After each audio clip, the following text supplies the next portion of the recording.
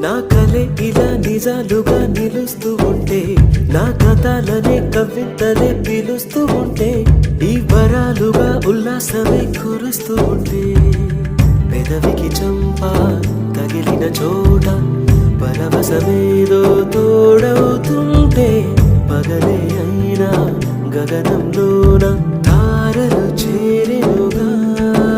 నిజంగా నేనేనా ఇలా నీ జలలో ఉన్నా? ఇదంతా ప్రేమేనా? ఎన్నో వింతలు చూస్తున్నా. ఎదలో ఎవరో చేరి అన్ని చేస్తున్నారా?